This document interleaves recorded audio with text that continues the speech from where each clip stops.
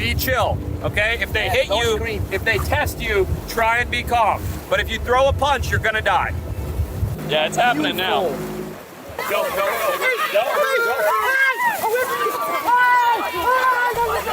When American podcast YouTubers come face to face with an isolated indigenous tribe, things can get pretty wild. But the Nelk Boys weren't the only influencers who had this idea. In fact, YouTubers, TikTokers, and Instagram stars sadly wander very often into regions where some of the world's most remote and isolated tribes live. Many of these tribes are extremely dangerous, and some influencers have even paid with their lives. In this video, we want to show you 8 of these more than risky encounters, which unfortunately didn't all end well. And we're starting right away with Mikhailo Polyakov. The 24-year-old American already attracted attention last year when he deliberately traveled to Afghanistan to film videos with the Taliban for his YouTube channel.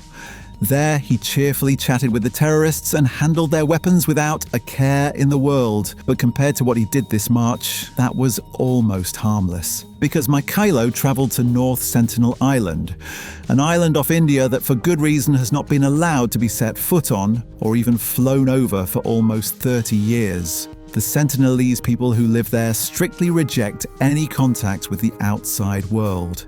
Even Coast Guard helicopters are immediately shot at with arrows when they get near the island, and anyone who dares to set foot on North Sentinel Island or accidentally gets too close while fishing often pays for it with their life.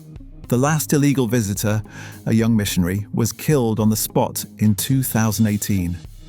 Despite all of this, Mikhailo paddled over to North Sentinel Island in an inflatable boat and filmed himself placing a coconut and a Coca-Cola on the beach as offerings for the Sentinelese, since he didn't find anyone from the tribe and he even blew a whistle to attract them. Luckily for him, no one noticed him, and when he turned back to the sea in disappointment, the American was immediately arrested by Indian police. To this day, he likely still hasn't understood how narrowly he escaped death, and he only regrets that he couldn't film cool content for his subscribers. Another well-known YouTuber, Drew Binsky, also got dangerously close to an indigenous tribe 2 years ago. The American travel vlogger traveled deep into the jungle on the island of Papua.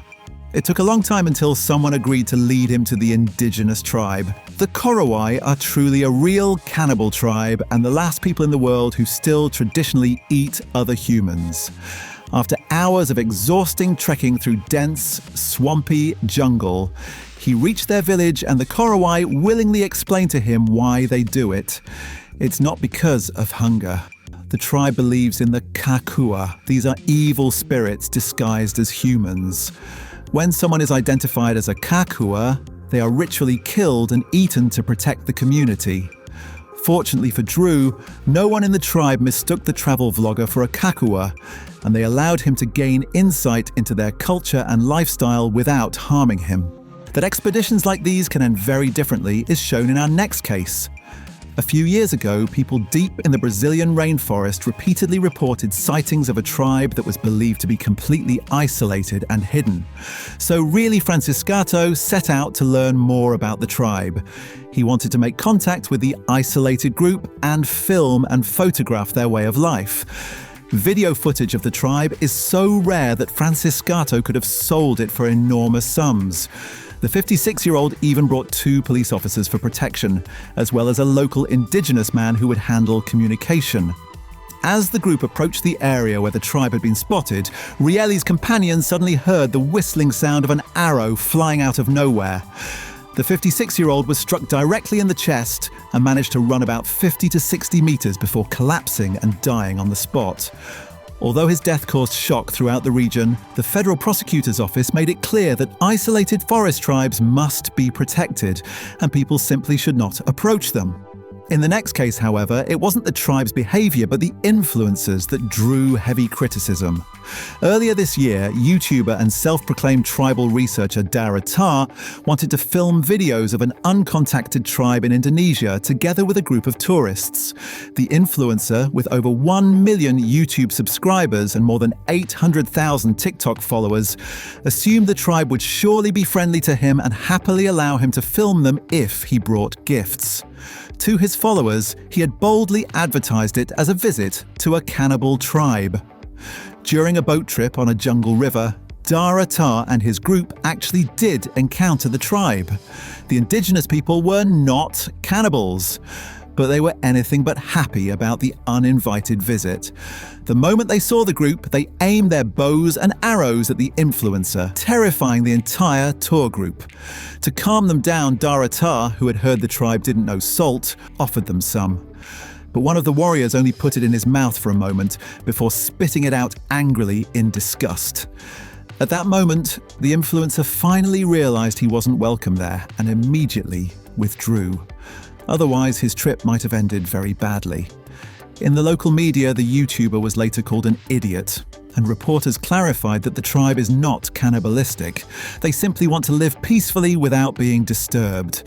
In rare cases, influencers get too close to dangerous indigenous tribes without even meaning to, and without understanding the danger, as the next encounter shows. When this young man from an Amazon tribe suddenly appeared in a village in the Brazilian rainforest, no one saw him as dangerous. Instead, they filmed him in fascination and uploaded the video to YouTube. The young man disappeared back into the jungle shortly after. But only a short time later, his tribe killed 2 loggers, something no one would have expected when they filmed the peaceful-looking visitor. Let's continue with the young men you briefly saw at the very beginning of the video. The Nelk Boys, a group of YouTubers with over 8 million subscribers.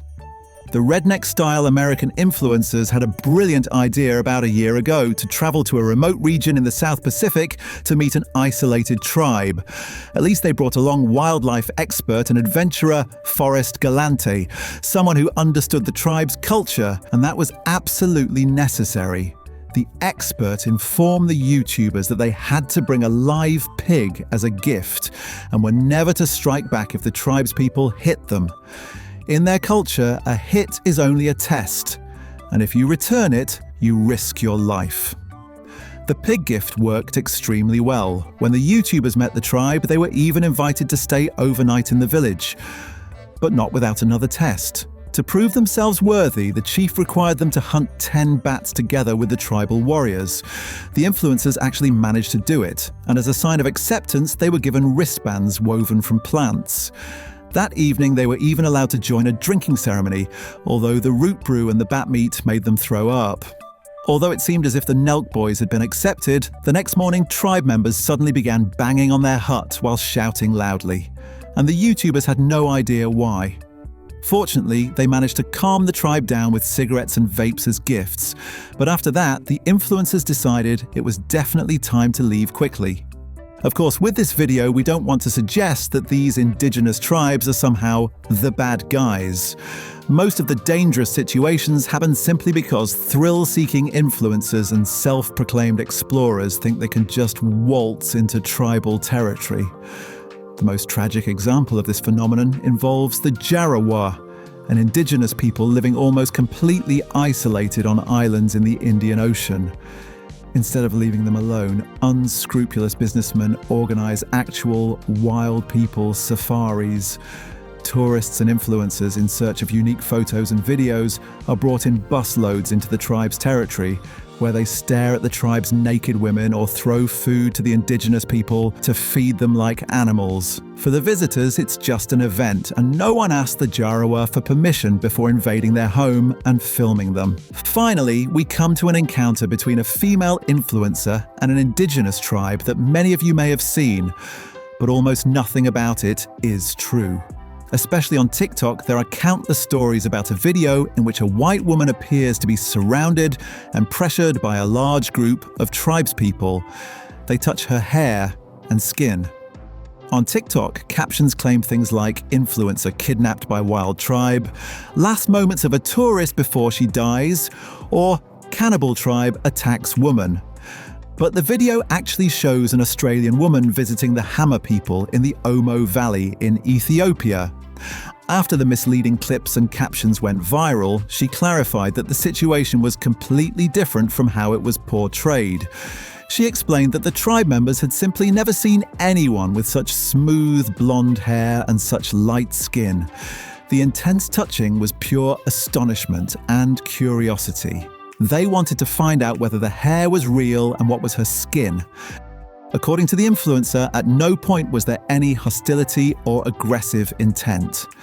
The Hammer people simply have a different culture, and just because their behaviour seems strange to us doesn't mean it is malicious. Write us in the comments what is your opinion on contacting isolated tribes. Bye and see you next time.